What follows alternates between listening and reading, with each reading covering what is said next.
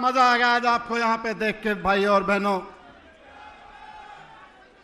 पूरी दिल्ली से, पंजाब से यूथ क्लब वाले भी आए हुए हैं, पूरी दिल्ली से आए हुए भाई और बहनों, पंजाब से, गुजरात से, गोवा से, उत्तर प्रदेश से, हरियाणा से, राजस्थान से और भी देश के कई राज्यों से आज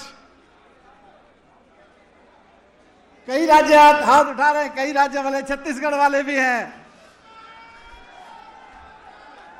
पूरे देश से आज अरविंद केजरीवाल के लिए, अरविंद केजरीवाल के हौसले को सलाम करने के लिए आज पूरे देश से केजरीवाल के सेनानी यहां पे इस मैदान में आए हुए हैं। जंतर मंतर के उसी मैदान में आए हुए हैं जहां से आम आदमी पार्टी का जन्म हुआ था, जहां से आम आदमी पार्टी पैदा हुई थी। इसी ऐतिहासिक जगह से पैदा होके, इसी ऐतिहासिक जगह से पैदा होके आम आदमी पार्टी ने दिल्ली में ऐतिहासिक काम किए, पंजाब में ऐतिहासिक काम किए। 13 साल के अंदर अंदर दिल्ली, गुजरात, पंजाब, गोवा तक एमएलए खड़े कर दिए। ये एक ऐतिहासिक पार्टी इसी ऐतिहासिक मैदान से, जंतर मंतर के, इसी गोपाल राय जी ने कहा, इसी नीम के पेड़ के नीचे आम आदमी पार्टी पैदा हुई जिसने इतने ऐतिहासिक काम किए। लेकिन काम तो ऐतिहासिक किए। आजाद भारत के इतिहास में सबसे ज्यादा ऐतिहासिक झूठे आरोप भी इसी पार्टी के नेताओं पे लगाए गए। सबसे ज्यादा ऐतिहासिक साजिशें आपकी ऐतिहासिक पार्टी ने झेली।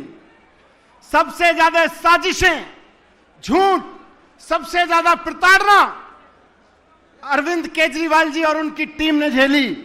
ऐतिहासिक पार्टी ने ऐतिहासिक काम किए और ऐतिहासिक झूठ का सामना किया, ऐतिहासिक साजिशों का सामना किया, ऐतिहासिक प्रताड़नाओं का सामना किया।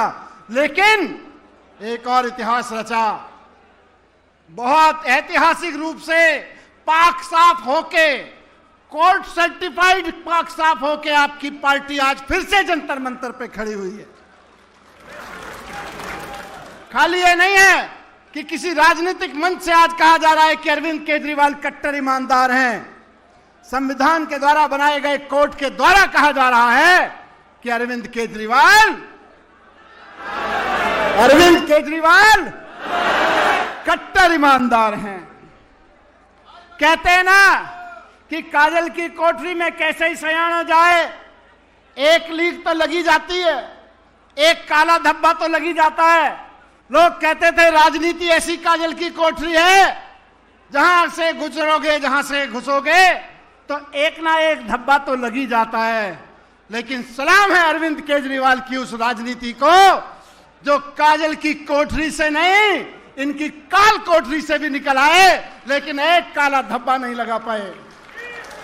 एक धब्बा नहीं लगा अरविंद केजरीवाल पर, एक धब्बा नहीं लगा अरविंद केजरीवाल की राजनीति पर, अरविंद केजरीवाल की सरकार पर और अरविंद केजरीवाल जी की टीम पर। काजल की कोठरी से भी पाक साफ निकल के आई आज हमारी पार्टी। एक जरूरी बात लेकिन मैं कहना चाहता हूं आज, मेरे दादा फौजी थे, भारत की फौज में रहे। मेरे पिता सरकारी स्कूल में टीचर थे। मेरे नाना जी फ्रीडम फाइटर थे। मेरे घर में देशभक्ति का माहौल था। मैंने पत्रकारिता में भी देशभक्ति के भावना से काम किया। हमेशा सोचता था मैं, मेरे दादा ने, मेरे नाना ने, मेरे पिता ने मेरे अंदर देशभक्ति का जज्बा भरा। केजरीवाल जी ने उस देशभक्ति को रास्ता दिखाया और मुझे लगता रहा कि अगर देश के लिए अच्छे स्कूल बनाएंगे तो देशभक्ति होगी। मुझे लगता था कि देश के लिए अच्छे अस्पताल बनाएंगे तो देशभक्ति होगी। देश के नौजवानों को नौकरियां दिलवाएंगे तो देशभक्ति होगी। देश के व्यापारियों का व्यापार आगे बढ़ेगा, सरकार ऐसे काम करेगी तो देशभक्ति होगी। लेकिन आज 10 साल के राजनीतिक अनुभव के बाद और इन सारे अनुभवों से गुजरने के बाद इस जंतर मंतर की जमीन से मैं कह रहा हूं कि स्कूल बनाना देशभक्ति है, अस्पताल बनाना देशभक्ति है, नौकरियां दिलाना देशभक्ति है, व्यापारियों का व्यापार बढ़ाना देशभक्ति है। लेकिन आज की तारीख की जरूरत है कि नरेंद्र मोदी से भारत को मुक्त कराना भी देशभक्ति है। नरेंद्र मोदी के अत्याचार से भारत को मुक्त कराना भी आज हमारी देशभक्ति है। और हम अपनी इसको देशभक्ति की परिभाषा में रखें, इसको हमको देशभक्ति की परिभाषा में जोड़ना पड़ेगा।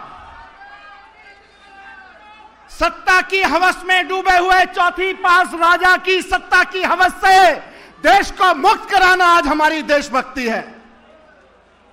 सत्ता में बैठे हुए नरेंद्र मोदी जी सत्ता की हवस के लिए ईडी का दुरुपयोग करते हैं चुनाव जीतने के लिए, सीबीआई का दुरुपयोग करते हैं चुनाव जीतने के लिए, चुनाव आयोग का दुरुपयोग करते हैं चुनाव जीतने के लिए, दिल्ली पुलिस का उपयोग करते हैं चुनाव जीतने के लिए, सारी संस्थाओं का दुरुपयोग, पूरी की पूरी सरकार का दुरुपयोग करते हैं चुनाव जीतने के लिए। इनको हटाना देशभक्ति है कि नहीं है? तैयार हो? हमको ऐसा चौथी पास राजा अपने प्रधानमंत्री के रूप में नहीं चाहिए जो सीबीआई ईडी का दुरुपयोग बन के सत्ता में बना रहना चाहता हो।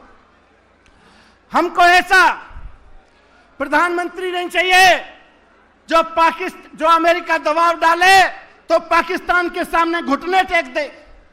हमको ऐसा प्रधानमंत्री नहीं चाहिए।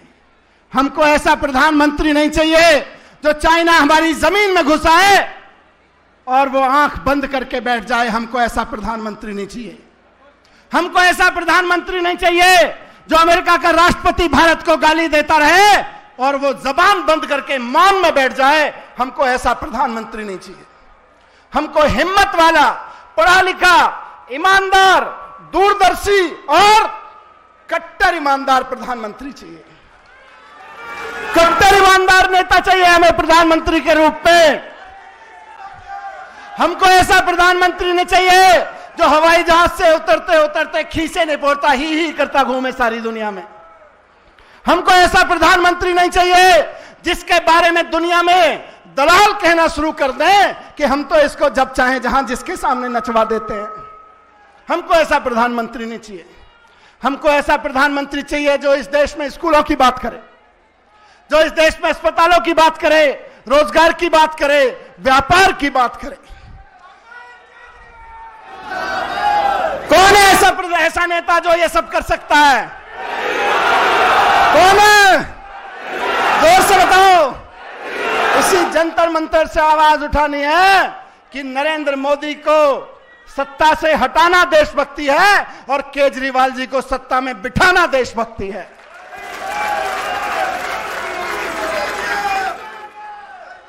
लेकिन खाली अभी तक भी नहीं हुआ। आप सबने गली गली में मेहनत की है, हिम्मत दिखाई है, तब अरविंद केजरीवाल सत्ता तक पहुंचे थे। नरेंद्र मोदी जी ने झूठी मनोहर कहानियां लिख के केजरीवाल जी को सत्ता से हटाया। सबको दोबारा हिम्मत से काम करना पड़ेगा, मेहनत से काम करना पड़ेगा। तैयार है? खून पसीना बहाना पड़ेगा।